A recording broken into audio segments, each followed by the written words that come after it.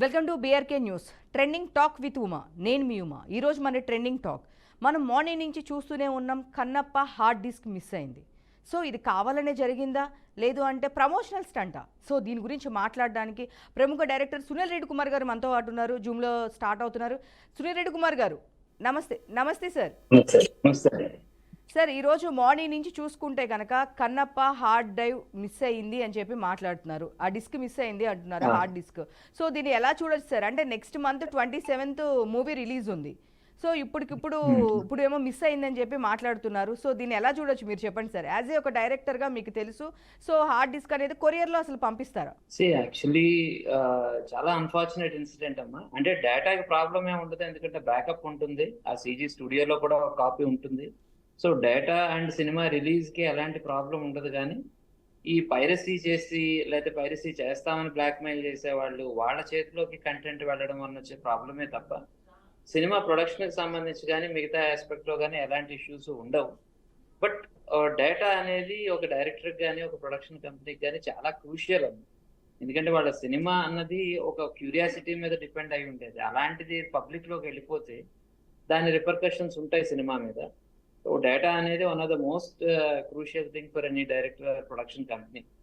ఆ కొరియర్ లో పంపించడం అంటే రెగ్యులర్ గా బ్యాక్ అండ్ ఫోర్త్ వస్తూ వెళ్తూ ఉంటాయి కాబట్టి కొన్నిసార్లు పంపిస్తారు. ఇప్పుడు హై అండ్ ఇంటర్నెట్ కనెక్షన్స్ ఉన్నాయి. చాలా డేటాని మనం వైర్ ట్రాన్స్ఫరే చేస్తూ ఉంటారు డైరెక్ట్ గా త్రూ నెట్టే.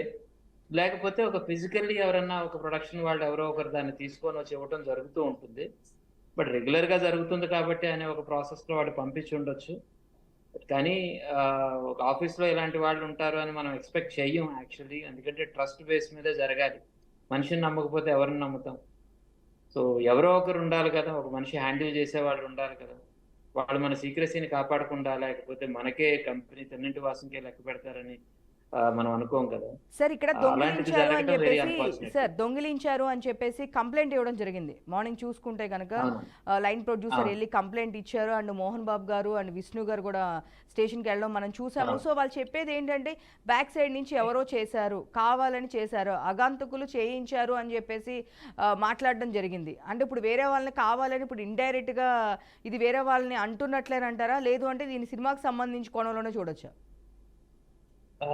అంటే వాళ్ళకి తెలిసినది గ్రౌండ్ రియాలిటీ వాళ్ళకే తెలిసి ఉంటుంది. ఎందుకంటే ఒక ఆఫీస్ లో సంబంధించిన పాలిటిక్స్ కానీ ఇండస్ట్రీలో ఉన్న ఆ పాసిబిలిటీస్ ఏమున్నా కానీ వాళ్ళే క్యాపబుల్ పర్సన్స్ అమ్మ అది చెప్పడానికి. లేకపోతే అలాంటి డౌట్స్ ఏమన్నా ఉన్నాయంటే వాళ్ళు డెఫినెట్ గా లా అండ్ ఆర్డర్ సినారియో కాబట్టి పోలీసులకు ఎక్స్ప్లెయిన్ చేస్తారు. అంటే ఒక అభియోగం పెట్టే ముందు వాళ్ళకి ఏదో బేసిస్ ఉంటుంది కదా. బేసింగ్ అంత అటువంటి వాళ్ళు కంప్లైంట్ ఇచ్చి ఉండొచ్చు. ఏదేమైనప్పటికీ కూడా ఇది ఇండస్ట్రీకే మంచిది కాదు. కొంతమంది ఇండివిజువల్స్ చేసిన తప్పు కూడా ఇండస్ట్రీ మీద ఓవరాల్ గా ఇంపాక్ట్ చూపించే ప్రమాదం ఉంటుంది. ఎస్పెషల్లీ హార్డ్ డిస్క్లు వీటిల్లో ఒక అగ్ని ప్రమాదం జరిగినా, లేకపోతే ఏదైనా థెఫ్ట్ జరిగినా, ఏదైనా ఆ హార్డ్ డిస్క్లు కింద పడేమన్నా ప్రాబ్లం వచ్చినా, లేకపోతే కరప్ట్ అయినా, ఏదైనప్పటికీ కూడా ప్రొడక్షన్ బిక్కుబిక్కుమంటూనే ఉంటుంది. న్యాచురల్లీ ప్రతి ఫిల్మ్ ప్రొడక్షన్ కూడా చాలా బ్యాకప్స్ కూడా పెట్టుకుంటుంది. ఎందుకంటే ఒక హార్డ్ డిస్క్ కరప్ట్ అయినా కానీ ఇంకో హార్డ్ డిస్క్ ఉంటుంది అనే ఒక దీంట్లో. బట్ ఏదో ఒక టైంలో ఏదో ఒక స్టేజ్ లో మనం ఒక మనిషిని నమ్మాలి. మనిషి ఎవరో ఒకరు డేటాని మేనేజ్ చేయాలి. సో ఒక ఎడిటర్ సినిమా రిలీజ్ చేసిన సందర్భం మనం చూసాము, కొన్ని క్లిప్పులు రిలీజ్ చేసిన సందర్భాలు ఉన్నాయి. మనకు సంబంధం లేని వాళ్ళు ఎవరో మనల్ని చీట్ చేయడం వేరు. మన ఆఫీస్ లో వర్క్ చేస్తూ మనతో పాటు ఉండి మనకు సపోర్ట్ గా ఉండవలసిన వాళ్ళే మనకు వెన్నుపోటు పడవడం అన్నది వెరీ అన్ఫార్చునేట్ థింగ్. సార్, మీరు ఇప్పుడు చాలా సినిమాలు నేను చూశాను. ఏంటి అంటే కనుక పోస్ట్ ప్రొడక్షన్ కూడా మీరు చాలా వర్క్స్ జరుగుతూ ఉంటాయి. మీ స్టూడియోలో కూడా మీరు చేపిస్తూ ఉంటారు. లాస్ట్లో కూడా ఏమైనా వాయిస్ మిస్ అయినా ఇలా ఏమైనా ఉంటే సింగ్ చేయించడం కానీ, ఈ వర్క్స్ సీజీ వర్క్స్ కానీ, దీనికి సంబంధించిన ఎఫెక్ట్స్ కానీ చేపిస్తూ ఉంటారు. సో అసలు సినిమాకి ఎన్ని రోజుల ముందు వర్క్స్ అన్ని కంప్లీట్ అవుతాయి సార్? ఇప్పుడు ఉన్న సినారియోలో మనం ఆల్మోస్ట్ కంప్లీట్ అయిపోయి ఉంటుంది. కొన్ని షార్ట్స్ పెండింగ్ ఉంటాయి. ఆ షార్ట్స్ మనం తెప్పిస్తూ ఉంటాం, లేదా ఎప్పటికెప్పుడు బెటర్మెంట్స్ కోసం చేస్తూ ఉంటాం. టెక్నికల్ పాస్ అనేది ఒకటి ఉంటుంది, వాళ్ళు పంపిస్తారు విఎఫ్ఎక్స్ వాళ్ళు. అందులో మనకి ఏదైనా చిన్న కరెక్షన్ ఉంది అనుకుంటే అది లాస్ట్ మినిట్ వరకు చేస్తూ ఉంటాం.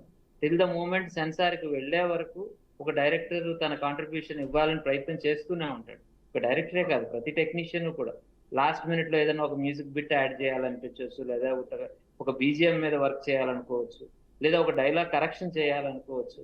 పోస్ట్ ప్రొడక్షన్ అనేది ఆల్మోస్ట్ సినిమా రిలీజ్ అయ్యే వరకు జరుగుతూ ఉండే ఒక ప్రాసెస్. అంటే ఎందుకంటే ఎవరు కూడా 100% లాక్ చేసి పక్కన పెట్టారు. ఓకే. సునీల్ రెడ్డి కుమార్ గారు చూస్తే కనుక ఇప్పుడు మీరన్నారు బ్యాకప్ ఉంటుంది అని జెప్పి. సో, ఇప్పుడు వీళ్ళది అవును. ఆల్రెడీ బ్యాకప్ ఉండిద్ది అంటారా? మరి కంప్లెయింట్ చేయాల్సిన అవసరం ఏముంది? ఇప్పుడు మీరు చెప్పారు ఆల్రెడీ నో నో బ్యాకప్ అనేది ఉంటుందమ్మా అని ఇది చెప్పేసి. దాని గురించి ఇక్కడ ఏం చెప్తారు? డేటా ప్రాబ్లం కాదమ్మా. నా దగ్గర మాత్రమే ఉండాల్సిన డేటా మీకు దగ్గరికి వెళ్ళటం అన్నది, లేకపోతే ఒక రాంగ్ హ్యాండ్స్ లో పడడం అనడం వల్ల జరిగే డ్యామేజ్. వర్క్ కి అలాంటి ప్రాబ్లం ఉండకపోవచ్చు, అది నేను చెప్తున్నా. రెండు ఆస్పెక్ట్స్. ఒకటేమిటంటే నాకు కావాల్సిన షార్ట్స్ కంప్లీట్ గా మాయమైపోయే పరిస్థితి ఏమి ఉండదు. ఎందుకంటే ఇక్కడికి హార్డ్ డిస్క్ వచ్చింది అంటే మెయిన్ సోర్స్ బాంబేలో ఉండే ఉంటుంది కదా, వాళ్ళ దగ్గర ఉంటుంది ఆ సోర్స్. ఇంకో కాపీ చేసి పంపిస్తారు. మనం ఈ హార్డ్ డిస్క్ ఏమిటి అంటే మనం ఒక 100 కాపీలు కూడా చేసుకోవచ్చు. కానీ మెయిన్ ఇష్యూ ఏమిటంటే ఆ కంటెంట్ ఏదైతే ఉందో అది కేవలం ఫిల్మ్ మేకర్ చేతిలోనే ఉండాలి. అది రాంగ్ పీపుల్ చేతిలోకి వెళ్ళి ఎవరైనా రేపు పొద్దున యూట్యూబ్ లో పెట్టారనుకోండి, లేదా ఇంకేదన్నా సోర్స్ లో మూవీ రూల్స్ లాంటి దాంట్లో రిలీజ్ చేసేసారనుకోండి, అది సినిమాకి డెఫినెట్ గా డ్యామేజ్ చేస్తుంది కదమ్మా. నేను చెప్తున్నది అది. ఓకే. కంటెంట్ బయటికి వెళ్ళడం అన్నది పైరసీ లాంటిది. ఇది ఒక అడ్వాన్స్డ్ గా పైరసీ జరిగిపోయినట్టే కదా. ఇందులో టాపిక్ ఏదైనా బయటకు వస్తే డెఫినెట్ గా పోలీస్ వ్యవస్థ ఉంది, సైబర్ క్రైమ్ వాళ్ళు ఉంటారు. ఎక్కడ ఎవరు పెట్టినా గానీ దాన్ని రిమూవ్ చేయించే పని